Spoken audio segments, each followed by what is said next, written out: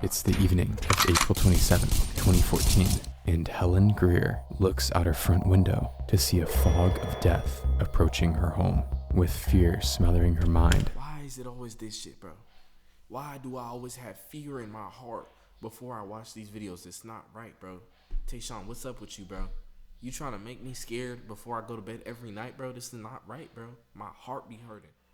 Fuck. She does the only thing she can do and runs into the custom-built storm shelter in her home.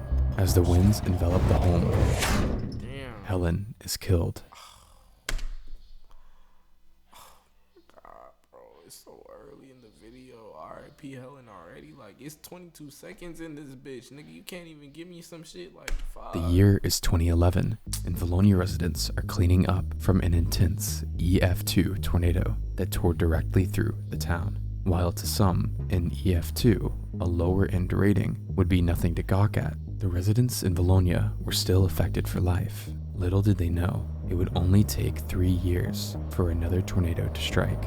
The forecasters at the National Weather Service just issued a 4 out of 5 risk for central Arkansas, and the reason was terrifying. The forecast called for intense long-track tornadoes. A local meteorologist, Greg D., would announce, "I'm definitely concerned that any thunderstorm that forms over Arkansas will form a tornado tomorrow." All the ingredients were perfectly lining up. Me personally, there's a reason why I don't live in these areas, first off. But if they tell me something like this, as a black man, I am leaving. I'm sorry. I'm going somewhere. I don't know where it is. I don't know how I'm going to collect the money. If I got to take a road trip, I'm going to put it on. If it's not my credit card, somebody's credit card going to end up getting used. Fuck is we talking about? I'm leaving. I'm sorry. I don't want to die from no tornado, bro. I'm not going for all these natural disasters and shit. And little did they know, the outcome would be Oh God, though. At least it's not the other videos. Them ones be hurting my head and shit. way worse than they could have ever Hey, imagined. that last video I watched, I'm sorry to keep pausing, but that last video I watched, like, I had to literally leave the stream after that because, like, I felt like I was going to shed tears. I don't know what was going on. Maybe it was because I was off the alk or something, but, nigga, I was, like, damn near, like, I was finna cry. Like, nigga, I was like, what the fuck is going on, bro? Like, my head, bro. Like, I was like, I can't believe it. Like, that's how I was feeling. I don't know.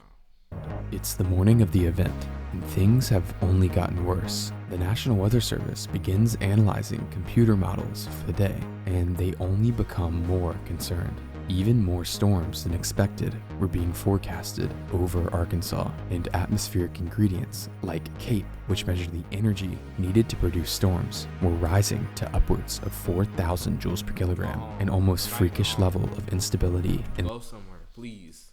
the air. I'm begging y'all, if y'all get these alerts, please leave. Due to these measurements and predictions, the forecasters made the difficult decision to upgrade a rare 5 out of 5 high risk for tornadoes over central Arkansas, cementing the idea that things were about to get ugly. Before we continue, I'd like to thank the sponsor of today's video, War Thunder. War Thunder is the brand new Attica color decorator. Forecasters wondered if there weren't back to the video. For hours, storms bubbled up and died out across central Arkansas. As the sun began to set, forecasters wondered if their warnings had been wrong. That's exactly when near Murfreesboro, one final storm, essentially the last one of the day, began to grow.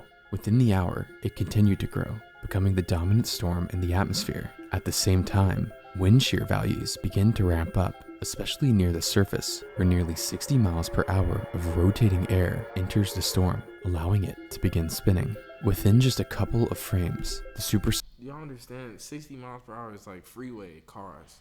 So if air coming at you going 60 miles per hour, like, you can't be there no more. It's time to go. Something has to happen. Like, I don't know, bro. And, like, a lot of y'all, like, bro, I really, like, I pray for y'all niggas in them areas. Because me personally, like, I don't go through that shit. Because I'm far away from it. You know what I'm saying? But it's sad, for real. I hope nobody that watches this has to go through this. cell rapidly organizes, and at 7:06 p.m., a tornado would touch the ground. In Conway, Arkansas, 30 miles to the north, storm chaser Ian Gates was tracking the radar intensely. After a day full of false alarms, this storm looked different. He grabbed his equipment and headed east, knowing he'd need to position himself ahead of the storm's path. What he didn't know was he was about to witness the most violent tornado he's ever seen. Most tornadic storms start off weak, brushing the ground and gaining their bearings. But this storm was not like most. Within 34 seconds of the vortex touching the ground, it would grow to nearly half a mile wide, and the damage was incredible. Unfortunately, the tornado wasn't touching the ground in the middle of nowhere. In fact, it would be turning into a monster directly over a neighborhood. Carrie Tittle saw the tornado warning on her TV and looked out her window to get a view of it. She stated, "It was really a strange sort of green to the atmosphere. I saw trees starting to lay down, and we ran for the center hall." Carrie, her husband, and her 9 children hid under the stairwell of their home, the safest place Carrie could think of. The roar of the vortex became deafening, and suddenly, the entire home was swept off the foundation. 3 of the Tittles, the father, Rob, 20-year-old Tori, and 14-year-old Rebecca, would be killed instantly. The tragedy was almost unfounded. The tornado, moving at highway speeds, went from invisible to horrifically strong within seconds. And this was far from all it would do. As the path began... Bro, it took out 3 of these niggas, bro.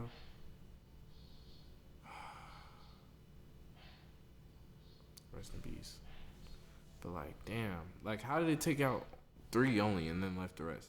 How does this shit work, bro? Did it just grab them in the air? Like, that's what I be thinking. Like, bro, I've never experienced this stuff. Like, I don't know what this is for real. R.I.P. for real. Like, rest in peace. But it's like, it's sad. But it's like, bro, how? That's what I be thinking. Like how? I don't know. I'm tripping. Northeast, 3 miles to the east, Matthew Grant would also receive a tornado warning and peer out his window to see the vortex. Bro, why y'all don't be watching the news? Like, for real though? Like, come on, bro. Racing Please, bro. through Like, the hills. They said this a day ago. I know you like, nah, they might be tripping, but like, come on, bro. I don't be risking my life, bro. I gotta go. Like, even if they tell me like there's a chance that I might get shot up, that chance is gonna become 0 because I won't be there. Fuck is we talking about?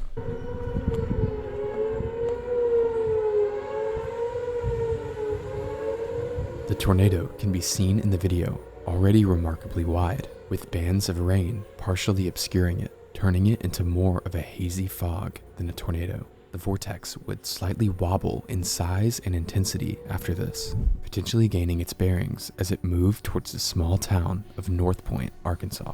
A group of homes south of North Point is the next target. As the tornado intensifies and completely shreds the area, trees in this area would begin to be debarked, and the top layer of soil would be scoured away, evidence that within the unstable vortex, an incredibly strong core was emerging. It continues to shred trees as it approaches North Point, slightly weakening again and only tearing the roofs off a couple of homes and sparing the majority of the North Point area. This was strange, as earlier the tornado was causing virtually the highest level of destruction. The reason for this variation, and possibly for the rapid formation of the tornado itself, could have something to do with the topography of the area. The tornado's track formed over a mountain ridge known as Brush Mountain, but directly under the ridge, over 1,000 feet below, was the Tittle home. It's possible a phenomenon known as downsloping occurred here. Whereas winds move from very high to very low elevations, gravity accelerates them downhill, making them much more intense. These winds could have not only enhanced the existing tornadic winds, but also siphoned ingredients into the storm, causing it to intensify and mature at an incredible rate. This would make sense, as after the Tittle home, elevation would ease out. It's clear that something was fueling the storm to behave this way, and it was nowhere near stopping. Past North Point, the storm would cross through more hills and forests, emerging over the massive Lake Mamel. At the same time, James Harris, an employee for Central Arkansas Water, was doing late-day checks of the water levels of the lake. As he walked out on the equipment pier, he would spot a dark mass over the water. I'm not sure what the fuck that is, but that might be a tornado. Oh, here comes the wind. Bro, this nigga talking about some, I don't know what that dark max is, but it's a tornado, I think. Bro, what are you talking about, nigga? What else could it be, bro? You don't feel that wind, nigga? Fuck is you talking about? Like, I'm not even trying to be mad or angry or get on this nigga case, but let's be so for real. You don't hear that noise coming from your phone? Nigga, I'm hearing it from the recording, nigga. What the fuck else could it be?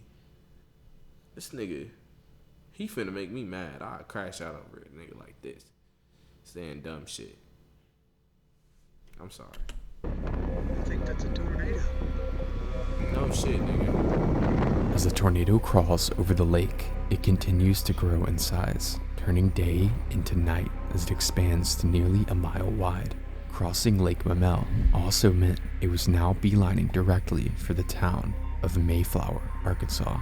It narrowly misses a group of homes south of Roland as it scales more elevation, but past the elevation sits the massive Arkansas River, another almost 1,000 feet of elevation loss. Mom, Kelly Thompson, would film from a neighborhood atop a hill where the tornado would again appear to be remarkably massive.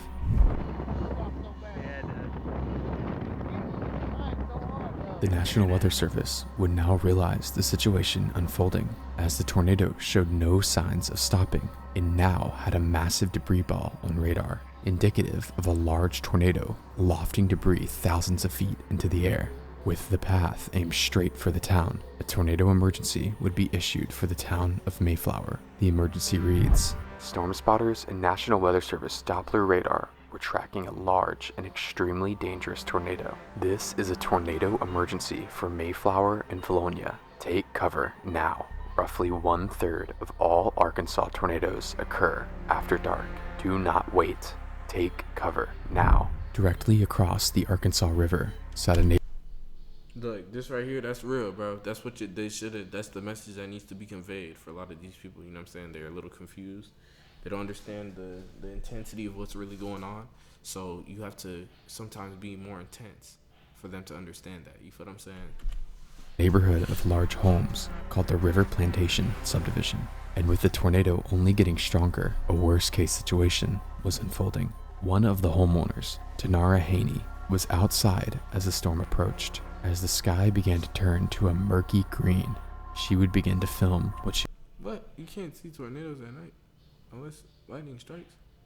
Oh, no. Yeah, that's why I live in Arizona. She was seeing. Fuck is we talking about? While the tornado is... But, like, I apologize to y'all. Like, I really, like, I hope y'all don't have to go through that for real in your lifetime. It's not safe. Pretty much completely wrapped in rain over the river, it's very clear something is wrong. Tanara's video ends at 7:24 p.m. and just 60 seconds later, Tanara would take one last image out of her window. The wedge tornado would slam into the River Plantation neighborhood at 7:26 p.m. Inside the core of the tornado, everything it touched would be completely shredded. An enormous 6,000 square foot home in the neighborhood would be nearly flattened to the ground. The tornado would not just stop near the first half of the neighborhood, as a line of homes to the northeast would be impacted as well.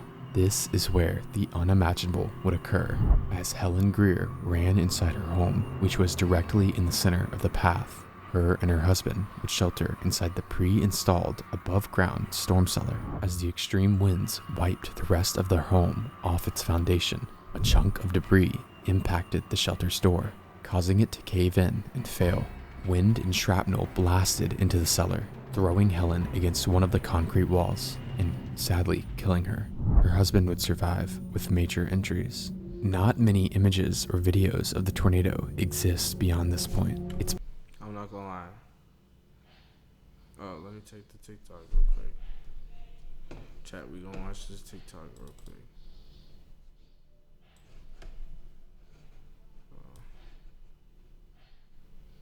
We gotta understand what it is that we're really talking about.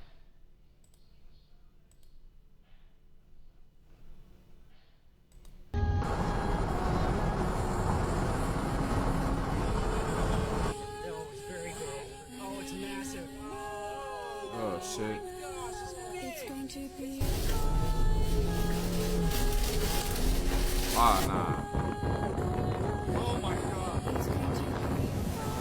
Bro, are they in the middle of the tornado? Stop the car.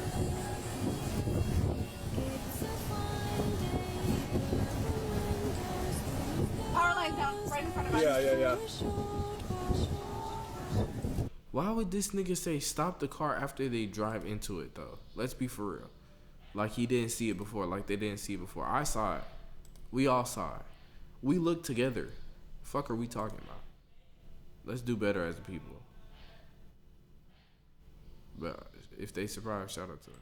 It's presumed with the incredible strength and growing size of the tornado, it also became rain-wrapped to the point of invisibility. This is confirmed by some of the only images we do have, which essentially show a dark haze. Exiting the River Plantation subdivision, the vortex would cross over a line of homes, shredding multiple to piles of debris. Something else sat in the path, however, an electrical substation providing power to most of the town of Mayflower. It sat squarely in the path.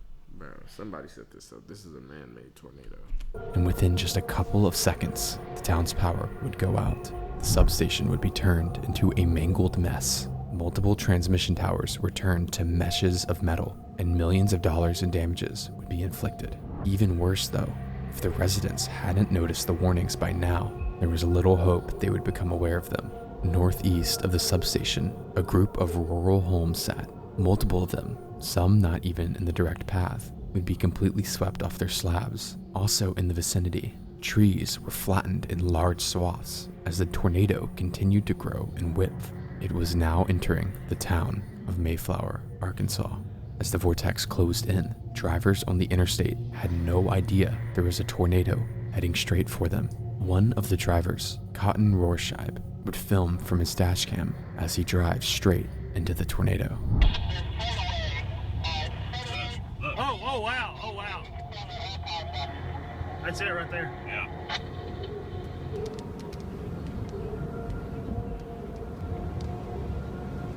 We got a new tornado warning, Central Wake County and Central Arkansas until 8 p.m. West Point, Higginson, Providence. Yes. My ears are popping. Yep, we're in it right now. We're in the tornado. All right, we're pulling over. Oh crap, we're in it. Yeah, we are. We're in it.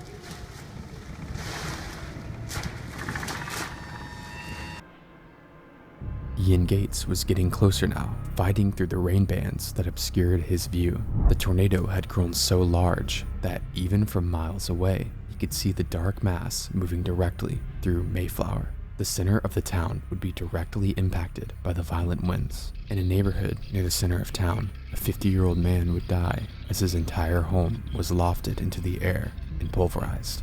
Large industrial warehouses and structures would be mangled down to their frames and flattened, and vehicles on the interstate would be thrown and mangled.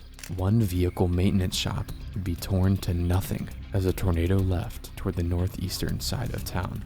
First off,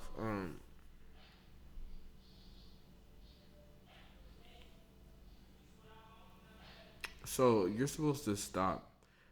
Are you safer in a house or in a car during a tornado? And like what position? Like I don't even know what I'm trying to say at this. Like I was just like, bro, like damn, like do you have to stop? Like is that the best solution? I don't know. The carnage would be filmed by others on the interstate who dodged the worst of the winds.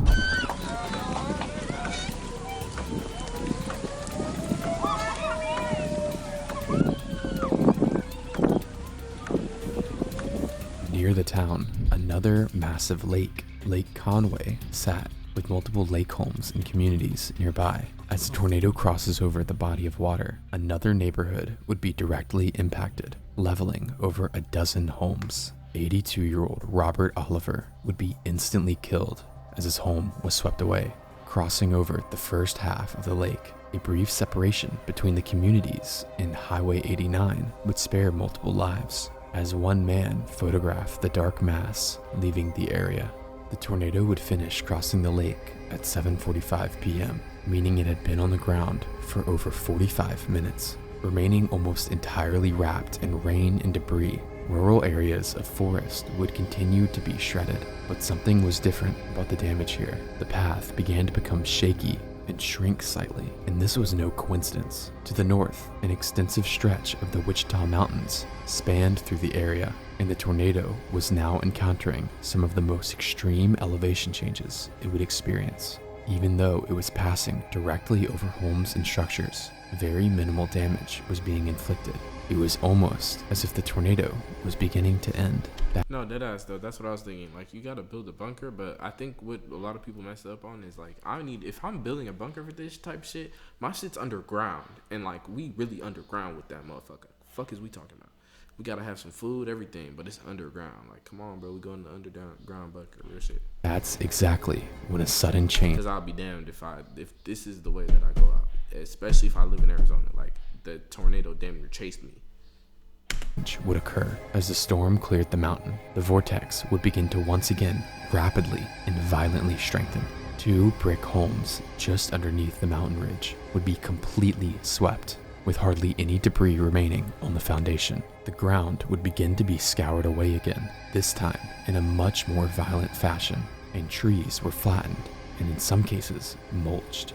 One woman, Sharon Holland, would take the only known photo of the tornado in this area near her storm shelter as it approached. While the photo is incredibly low quality, it would show the tornado now slightly smaller, almost as if it was regaining its bearings. Countless mobile homes and weak structures would be essentially shredded as the tornado began to speed up, peaking as fast as 50 miles per hour through the hilly terrain.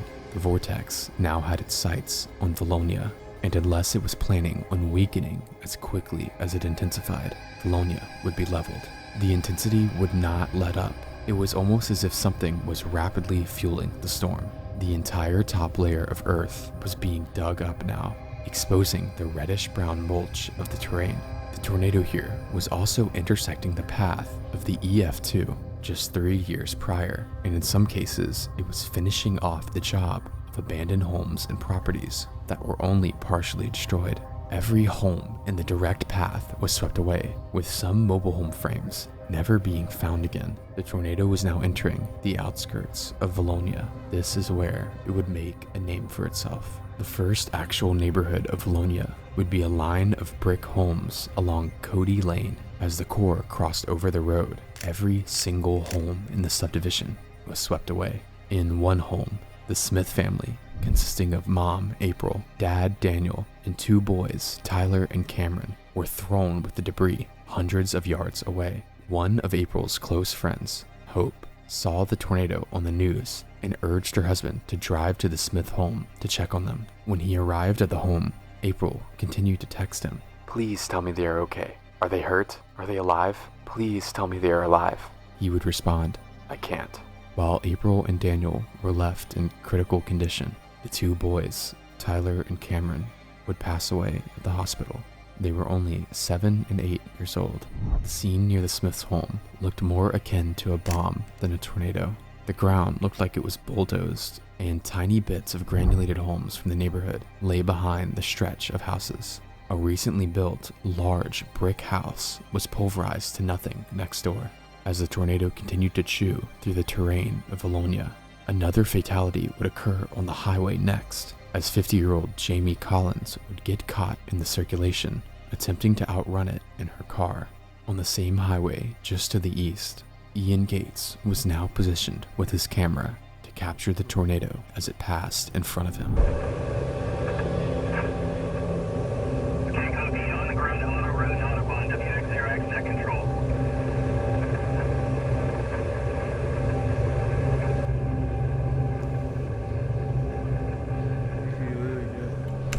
Snatched out, this house on the real shit though. Alright, 4 minutes, let's go. Let me lock in for these last 4.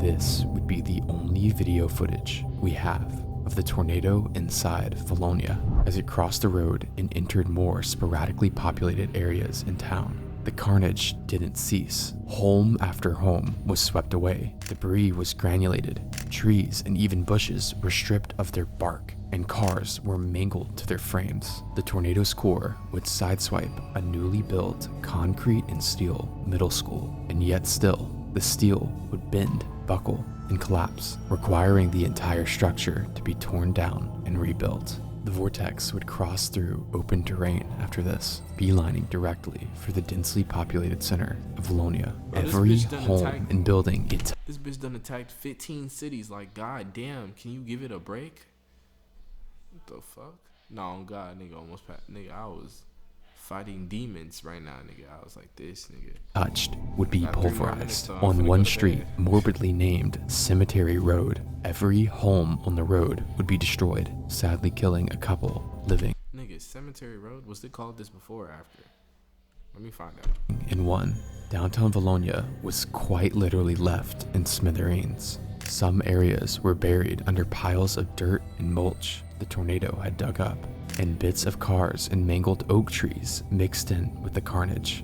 The tornado was intensifying here, and even after downtown Vilonia, another target would end up in the crosshair of the tornado. This target would make the tornado infamous. The Parkwood Meadows subdivision was a new subdivision of tightly packed suburban homes. Little did the residents know, the homes were built with shortcuts. Instead of using proper anchors like bolts for the new home.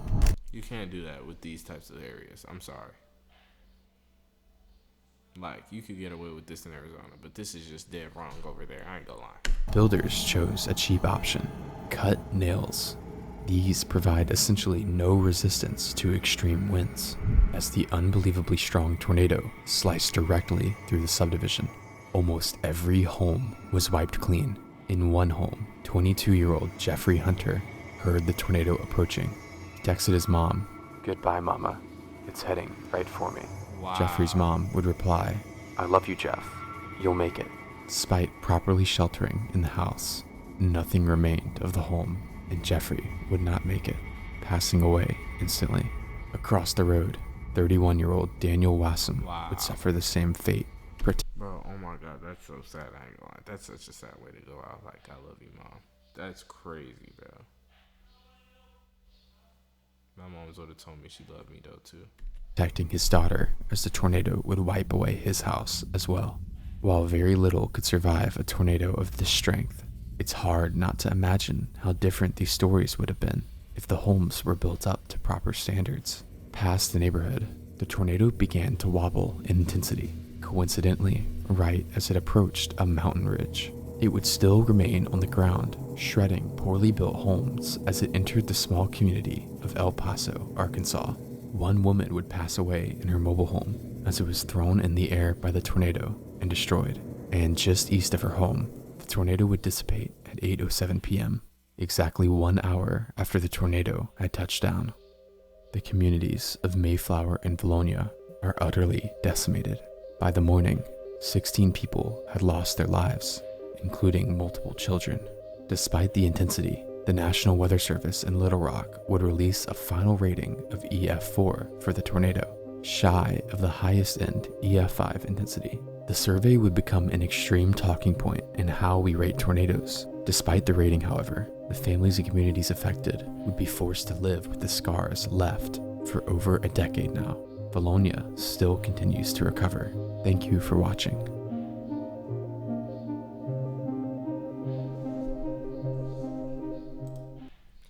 RIP to all my tornado survivors, you know what I'm saying? In your thoughts, you was wishing it's a dream. You could wake up and make your bed, move on to next scene. But in reality, no better than a fiend. If that blunt gets a spark, and you better pass to me. We gotta do better, just change with the weather. Gotta keep that skin.